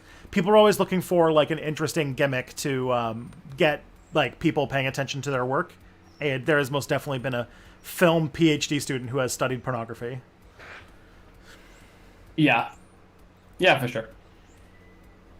Like, I don't know the name, but 100% that exists. There's someone studying everything. I'm actually like currently looking for someone who has done research, actual academic research on forced feminization porn literature for a potential future video. Because I was reading, as I always fucking do, Magnus Hirschfeld and uh, forced feminization porn came up as part of it. Um, and I want to know more about the history of that. Alrighty. Let's see what we got next. Also, the Nordic model sucks.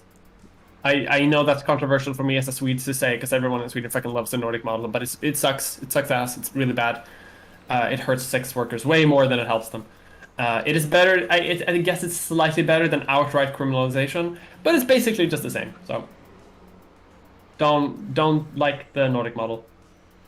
Yeah, and we've kind of talked about this, how like it's in Sweden, sex work and drugs are like way more stigmatized than they are even like in like here in Canada.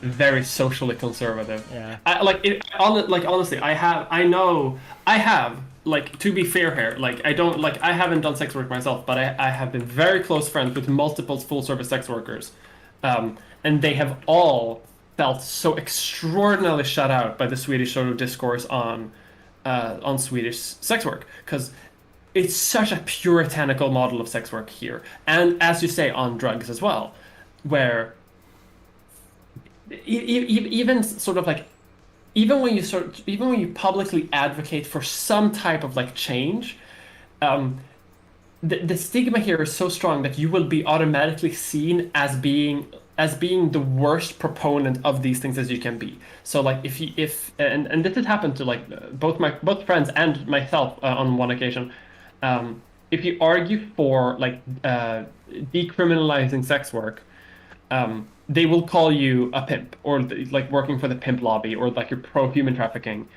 things of that nature.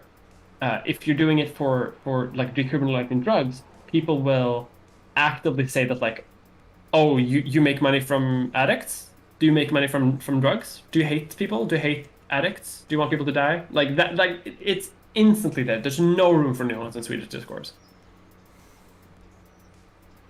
Sorry. Well, Sorry, bit of a rant. I fucking hate Sweden. yeah. I do. Yeah, sex work in Canada is complicated. We have laws that make it effectively illegal, but also we have like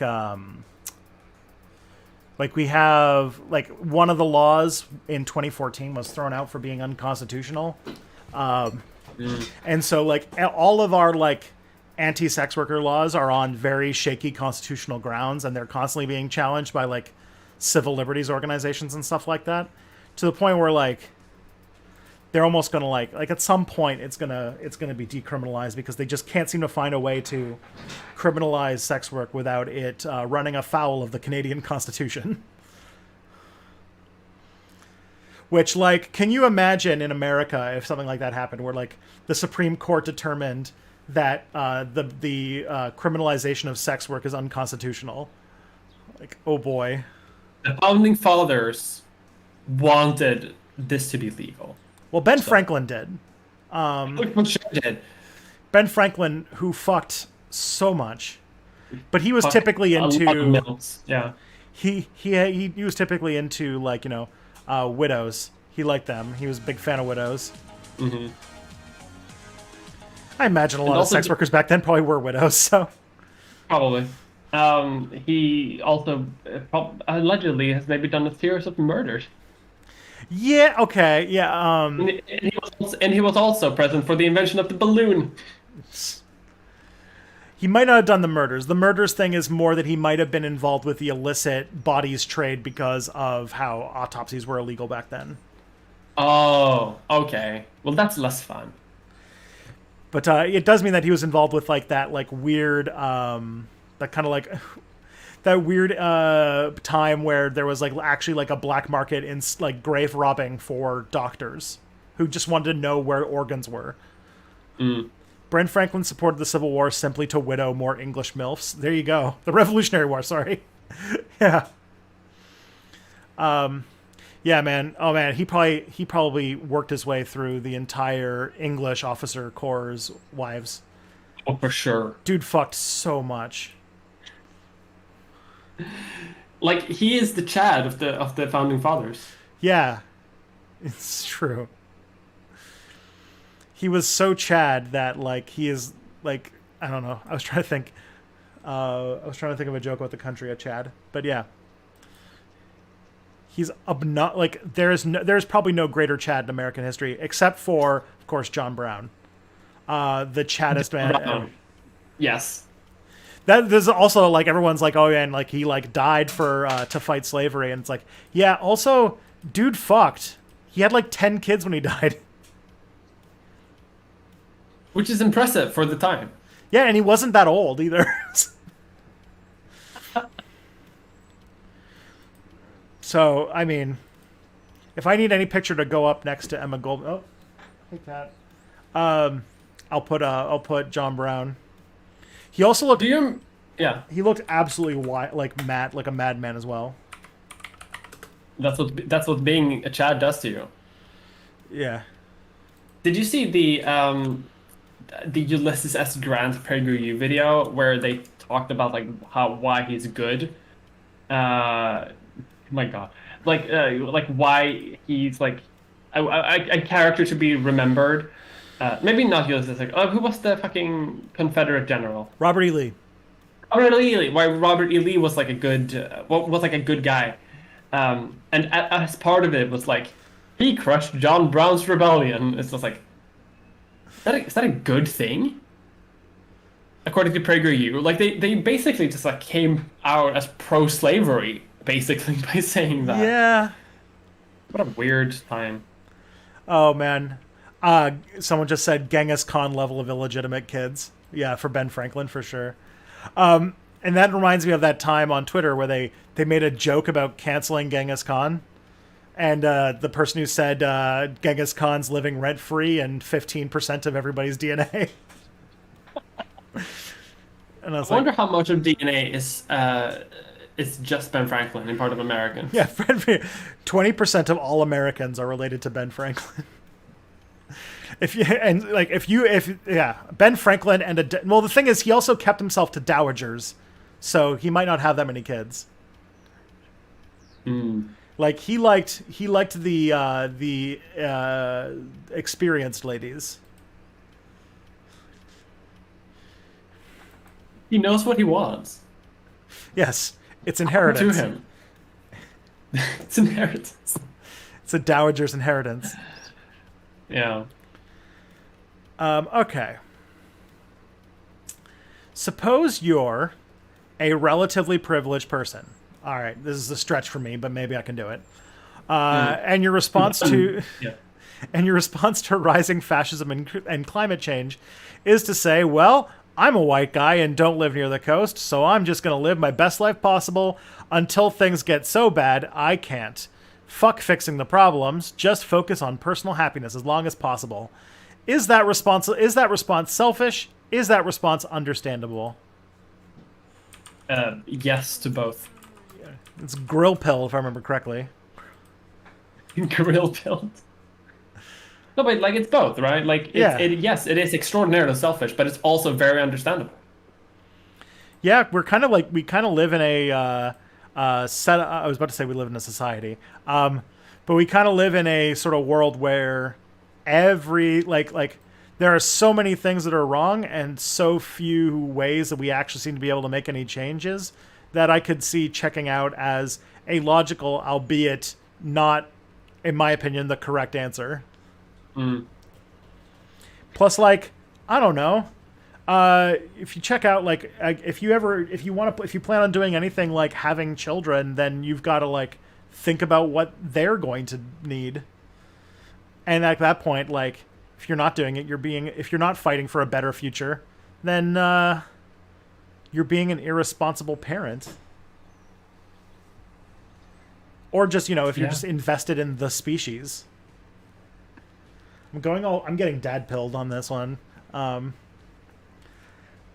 getting the brain chip soon where they hook you up so that you can feel when somebody touches the thermostat. What did you say? I'm working on my dad pill energy because I'm trying to get that brain chip where you feel it when people touch the thermostat. Yeah, that's a good one. And look, Phoebes is here. Hey, girl. Red Dad Redemption. Damn. I'm down. Okay. Okay, let's see. Oh. Let's say, should people be allowed to critique women who've had abortions for reasons like disability or disability of the child or the child's sex? Not ban it, to be clear. What was the first words? Basically, is it wrong to criticize people who get like either disability screening or sex selective abortions? Not advocating its banning, but like the criticizing of people for doing that. Okay, this is like the hardest question I've gotten. That is a really tough one to answer, and a lot of those are very personal. I have an answer, and it might be a bit spicy. I think it's fine to criticize it in the abstract. Because I think it is a bit weird when people talk about like sex selection. Like I don't think sex selection should be like a thing at all. I think a lot of the reasons for abortion shouldn't like I don't think you should be allowed to like check the sex of your kid, for example, or like do certain types of screenings on your kid, just in case that might like tip the scale of whether or not you want to do an abortion or not. Yeah, it's illegal in some countries where it was a problem, like what's it called? Yeah. Doing telling the sex of an unborn child is illegal in India. I learned this weekend. Yeah, because doing sex selection became such a big thing. But I would never do it against an individual.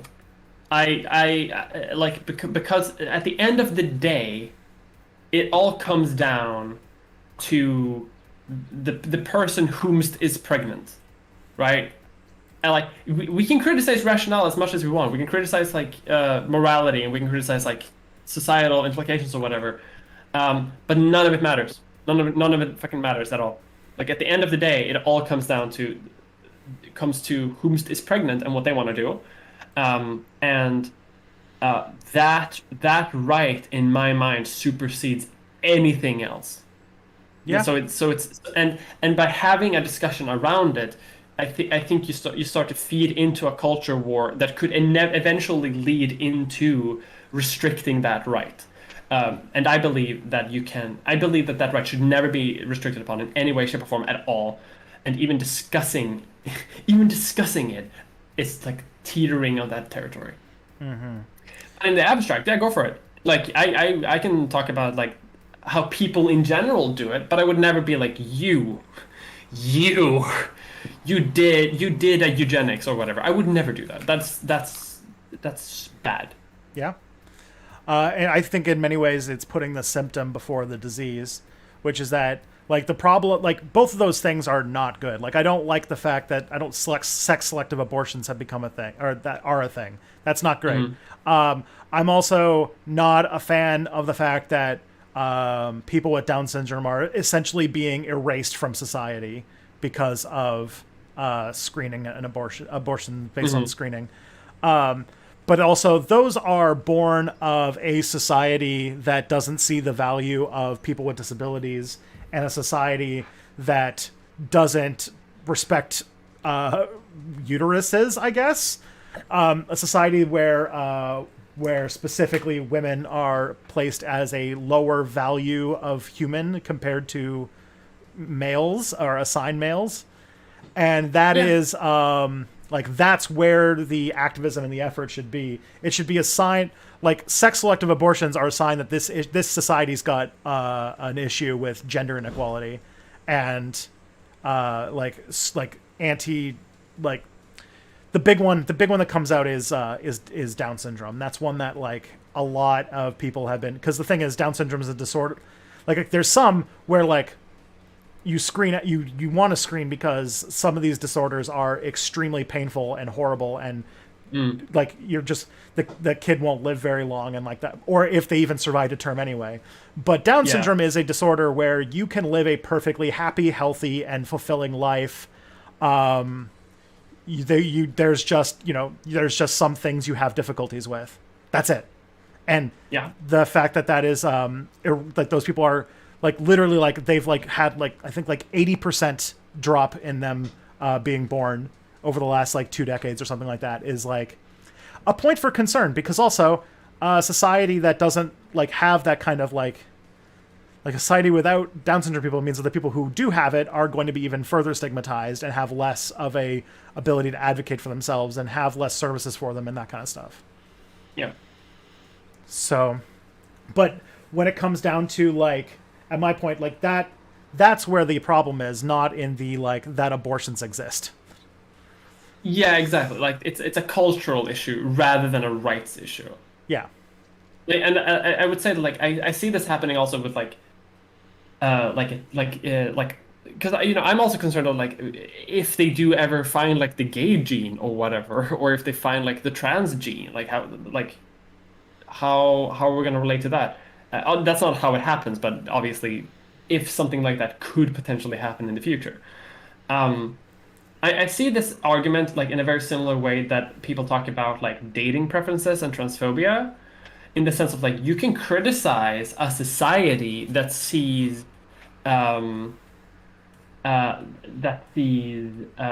like trans people as like undateable and like not being capable of being loved or to love, for example. You can criticize a society like that, but you also shouldn't like you can't make someone date another person. Like that's obviously like that's again goes into like the symptoms of the disease. Yeah, but like that also like supersedes the rights of the individual, right? Yeah. Like same as with pregnancy.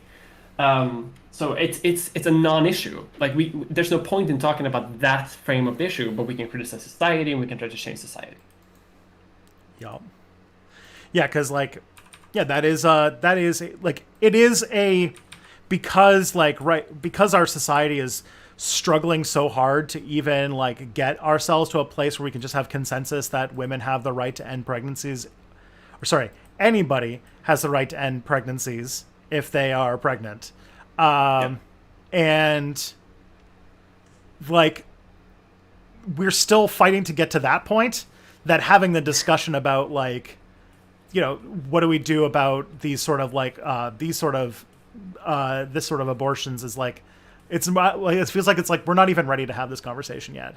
We still haven't like gotten to like people have the right to even have access to these services if they so need. It's like when Marxists, Leninists, and anarchists fight each other about like what society is going to look like when we destroy the capitalist oligarchy, and it's like, dude, like we cross that bridge when we come to it. Government. Yeah. Yeah. God. So it's a lot of academic sort of like hoi polloi navel gazing a little bit. It's fine to talk about it, and because then we can sort of reach these conclusions, right, where we sort of separate the person from the like political and public.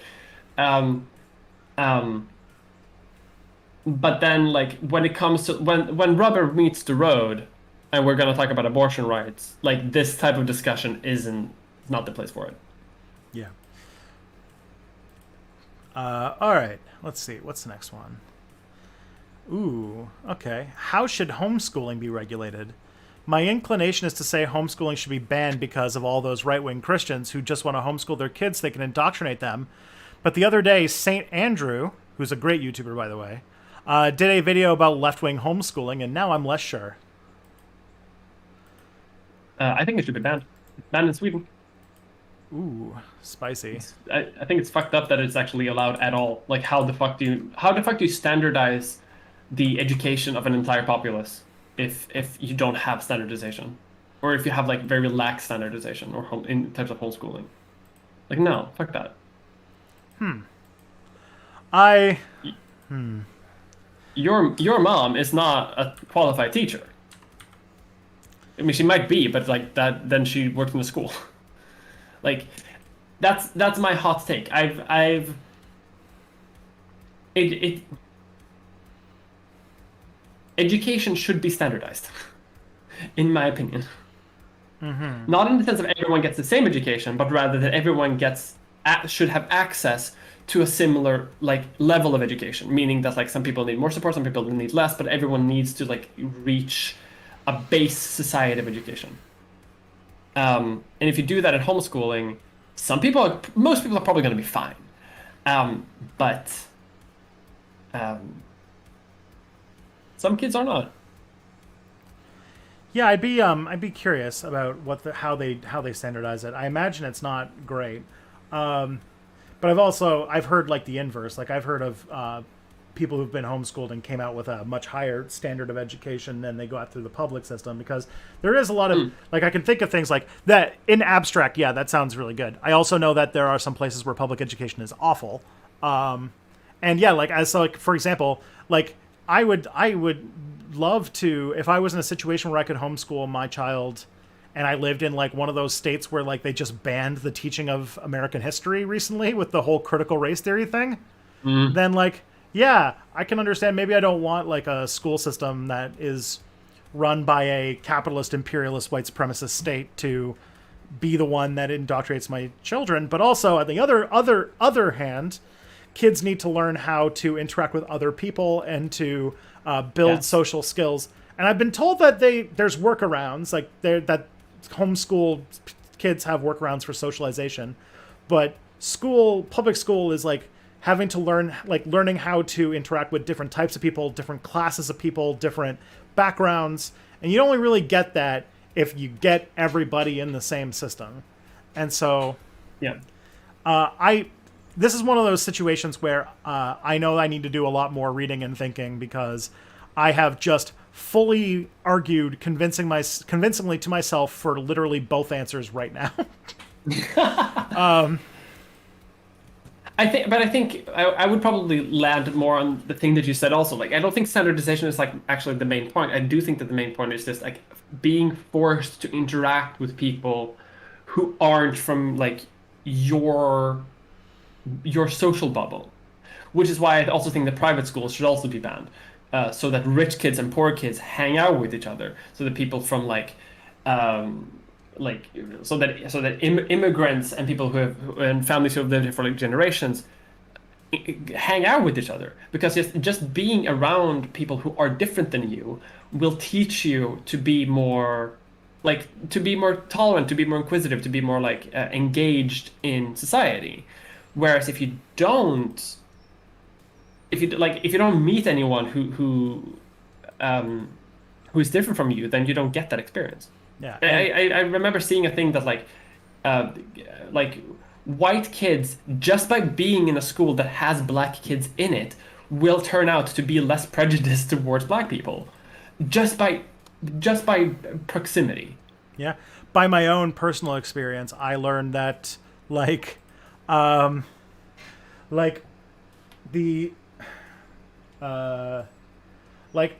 said openly, I had positions as a kid, maybe a 17, 18-year-old that were not transphobic, sorry, what brain fart, Islamophobic, and that it took me actually meeting Muslims and learning about them and talking to them. That's where I turned around.